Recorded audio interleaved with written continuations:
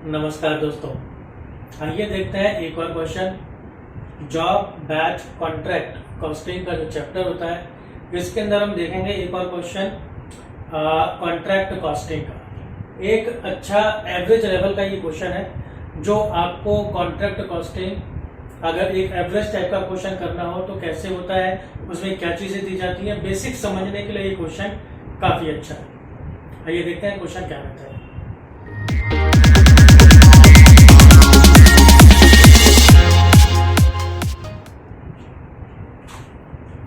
तो ये हमारा क्वेश्चन नंबर 3 है।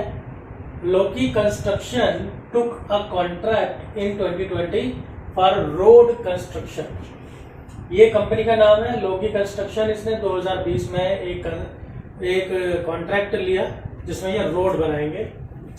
The contract price was 10 lakh. Contract का प्राइस 10 लाख रुपए था and it's estimated cost of completion would be 9,20,000 और इनको कॉस्ट पड़ती 9,20,000 की। तो यानी इनको मिलते 10 लाख रुपए कॉन्ट्रैक्ट बनाने से और इनकी कॉस्ट लगती 9,20,000 रुपए, यानी 80,000 रुपए इनके सीधा सीधा फायदा होता है इसमें। At the end of 2020 the company had received ₹3,60,000। अब कंपनी को मिले हैं 3,60,000 रुपए 2020 के आखिर में, रिप्रेजेंटिंग 90% ऑफ वर्क सर्टिफाइड। और इसका मतलब क्या है कि ये जो 3,60,000 रुपए मिले हैं ये है 90% ऑफ वर्क सर्टिफाइड, यानी कि 3,60,000 ही 90% है। ठीक है, इसका बाद में यूज होगा, आपको बताऊंगा। And work not yet certified was 10,000 और जो सर्टिफाइड नहीं हुआ है वो है 10,000 रुपए। एक्चुअली होता क्या है ना, जैसे जब कॉन्ट्रैक्ट होते हैं, ब्रिज बनाने हैं, रोड बनाने हैं, कोई बड़ी बिल्डिंग बनानी है, कोई कंस्ट्रक्शन है अभी, उसमें ना पार्टली जो है वो काम होता जाता है, कुछ परसेंट काम हो गया, फिर बाद में उसका पैसा मिल गया, फिर आगे कुछ परसेंट काम हो गया, फिर उसके आगे का पैसा मिल गया। ऐसे ना हिस्सों में होता है ये। तो जो पैसा मिलता है ना तो ऐसे ही नहीं मिलता है, वो उसको इंजीनियर जो है सर्टिफाई करता है कि हाँ भाई इतना काम सच में हो गया है और अकॉर्डिंग टू जो हमारी रिक्वायरमेंट्स थी उसके अकॉर्डिंग हुआ है। तो जब वो सर्टिफाई हो जाता है फिर उसके अकॉर्डिंग फिर उसको पैसा मिलता है कॉन्ट्रैक्टर को। फिर वो उस पैसे को इस्तेमाल करते हुए आगे का कॉन्ट्रैक्ट बनाता है, काम करता है, आगे का ब्रिज बनाता है और फिर वो उसको इंजीनियर सर्टिफाई करेगा, फिर उसके बाद दोबारा पैसे मिलेंगे। ऐसे टुकड़ों में काम होता है और पैसे मिलते हैं। सो expenditure incurred on contract during 2020। अब इनके कुछ खर्चे भी हुए 2020 के दौरान। ये इनका मटेरियल का खर्चा हुआ 50,000, लेबर का हुआ 3 लाख, प्लांट का हुआ 20,000। अब मटेरियल कॉस्टिंग 5,000 वर डैमेज्ड। मटेरियल जो है वो 5,000 रुपए का ना डैमेज भी हो गया and had to be disposed of for ₹1,000 और 1,000 रुपए का उन्होंने बेच भी दिया उसे। फिर इसके अलावा plant is considered as having depreciated by 25%। अब जो प्लांट है वो डेप्रिशिएट हो रही है 25% के हिसाब से। अब कहते हैं जी इसके अंदर बनाइए आप कॉन्ट्रैक्ट अकाउंट। तो देखते हैं कैसे बनेगा। ये सिंपली कॉन्ट्रैक्ट अकाउंट है, पर्टिकुलर्स अमाउंट, ज्यादा इसमें कुछ है नहीं। इसका जो नेचर है वो किस तरह का है, बिल्कुल P&L के नेचर का है ये। आप यहाँ पर रखेंगे अपने जो भी खर्चे हुए हैं वो, और आपके पास जो कुछ भी असेट्स वगैरह बची हैं या पैसा मिला है मिलना है वो सब चीजें आप यहाँ पर रखेंगे क्रेडिट साइड में। तो नॉर्मली वैसा ही है, ठीक है ना। तो उसको देखते हैं। तो जैसे ये हमारे पास 3 खर्चे थे, मटेरियल, लेबर और ये प्लांट। ये तीनों के तीनों खर्चे मैंने यहाँ पर रख दिए, सेम टू सेम, कुछ नहीं किया मैंने। ये प्रॉफिट तो बाद में आएगा जी, आपका बैलेंसिंग फिगर है, ये मैं यहाँ लिख देता हूँ बैलेंसिंग फिगर। अब यहाँ पर आप लिखिए कि आपका जैसे जो कुछ भी आपके पास असेट बची है, ठीक है, जैसे तो देखिए मटेरियल डैमेज मैंने सबसे पहले लिखा है।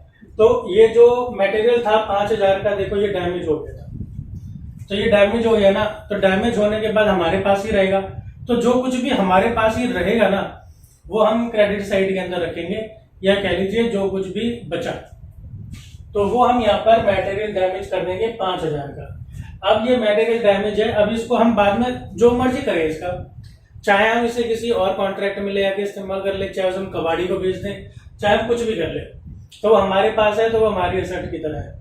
तो वो मटेरियल डैमेज है, वो हमारे क्रेडिट साइड के अंदर पड़ा रहेगा। ये जो उसको बेचा है 1000 में, तो इससे इसका कुछ नहीं करना, इसको मैं क्रॉस कर देता हूं, इसका कुछ नहीं करना आपने। फिर मैंने लिया है बाई प्लांट एट साइट, यानी कि अभी साइट पर प्लांट यानी कि मशीनरी कितनी बची हुई है। मैंने आपको कहा जो भी एसेट्स बची रहेगी वो हम उस साइड में लिखेंगे। अभी देखिए मैंने वहां पे लाल स्टार लगाया है, तो लाल स्टार यहां देखते हैं हमारे पास मैंने वर्किंग नोट में क्या लिखा है। देखिए प्लांट एट साइट, इसको कैसे कैलकुलेट किया है। देखिए प्लांट था हमारे पास 20,000 का, तो ये 20,000 का आ गया। फिर ये ना 25% डेप्रिशिएट करना था, यानी 25% वो इस्तेमाल हुआ है इस 1 साल के दौरान में। तो 25% 20,000 का ही हम इसमें से माइनस कर देंगे। 20,000 का 25% हो गया जी 5,000 रुपए, तो 5,000 माइनस किए, तो इस तरह से आया ये आपका 15,000। फिर आपने ये लिखना होता है वर्क इन प्रोग्रेस। इसके 2 हिस्से होते हैं, सर्टिफाइड और नॉट सर्टिफाइड। तो वो जितना है वो आपने यहाँ पर लिखना है। अब ये भी बड़ा इंपॉर्टेंट है, इसको ध्यान से देखिएगा। अब देखिए वर्क सर्टिफाइड वैल्यू, उसकी टोटल वैल्यू लिखनी है, जो सर्टिफाई हुई उसकी टोटल वैल्यू। देखिए ये मैंने यहाँ पर कैलकुलेट किया है। अच्छा, मैंने आपको क्वेश्चन के टाइम पर एक लाइन बोली थी कि ये जो 90% है ना, यही 3,60,000 रुपए है। तो हमें ये निकालना 100% कितना होगा। तो 90% ही अगर 3,60,000 रुपए है, तो 1% हुआ कि ये 90 नीचे चला जाएगा, और फिर हमें निकालना है 100% कितना होगा। तो हम इसे 100 से मल्टीप्लाई कर देंगे। यूनिटरी मेथड है, मैंने पता नहीं कितनी बार आपको बताया है। इसको हम सॉल्व करते हैं तो हमें मिलता है 4 लाख रुपए। तो एक्चुअल में पूरा का पूरा जो सर्टिफाइड वर्क था वो था 4 लाख रुपए, लेकिन उसमें से मिले सिर्फ 3,60,000 रुपए, और जो भी है 90%। तो इसलिए यहां पर आप 4 लाख लिखेंगे, 3,60,000 नहीं लिखेंगे। और जो अनसर्टिफाइड है, अनसर्टिफाइड वाला है आपका 10,000, वो ऐसे का ऐसे ही आ जाएगा, क्योंकि वो तो उसकी पूरी वैल्यू होती है, उसमें कोई दिक्कत वाली बात नहीं। तो ये आ गया आपका 4,10,000, ये पूरा टोटल किया 4,30,000 ये बन गया। और इसके अलावा फिर हम माइनस करके ये निकालेंगे प्रॉफिट 60,000 का। तो ये 60,000 का प्रॉफिट आ गया। फिर उसके बाद ये जो 60,000 का प्रॉफिट है यही यहाँ पर चला जाएगा। अब ये एक्चुअली क्या है, यही प्रॉफिट है हमारा। अब इस प्रॉफिट को ना हम सिर्फ 2 हिस्सों में बांटेंगे, उसके लिए उसे हम यहाँ पर लाए हैं। और फिर अब इस 60,000 के प्रॉफिट को हम 2 टुकड़ों में बांटेंगे। एक है प्रॉफिट एंड लॉस अकाउंट और एक है वर्क इन प्रोग्रेस या फिर रिजर्व भी जिसको बोलते हैं। अब यहाँ पर ये है प्रॉब्लम कि P&L में कितना जाएगा और रिजर्व में कितना जाएगा, यानी प्रॉफिट एंड लॉस अकाउंट में कितना जाएगा और रिजर्व अकाउंट में कितना जाएगा। तो इसके लिए नियम होता है, तो वो हम यहाँ पर पढ़ते हैं। देखिए मैंने P&L के लिए बनाया है। अगर वर्क सर्टिफाइड 25% से 49%, 25% से लेकर 49% तक का वर्क सर्टिफाइड है, तो जाएगा 1/3 प्रॉफिट एंड लॉस अकाउंट में। और अगर 50% या इससे ज्यादा है तब 2/3 जाएगा प्रॉफिट एंड लॉस अकाउंट में। तब देख लेते हैं कितना परसेंट है। पहले देखते हैं वर्क सर्टिफाइड का परसेंटेज कितना है। तो देखिए वर्क सर्टिफाइड है टोटल 4 लाख, जो मैंने आपको बताया।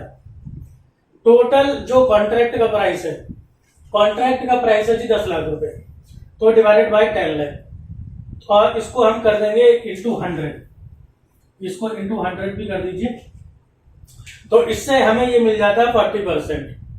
अब 40% तो इसमें आ गया 25 से 49 के बीच में, इसका मतलब 1/3 जितना भी प्रॉफिट है उसका 1/3 ही जाएगा प्रॉफिट एंड लॉस अकाउंट में। ये मैंने लिख दिया। तो 60,000 हमारा ये टोटल प्रॉफिट था। देखिए ये टोटल प्रॉफिट 60,000 रुपए, तो इसका 1/3 जाएगा प्रॉफिट एंड लॉस अकाउंट में, और इसका भी हम कर देंगे 90%, क्योंकि वर्क सर्टिफाइड 90% ही है। तो ये आ गया 18,000 रुपए।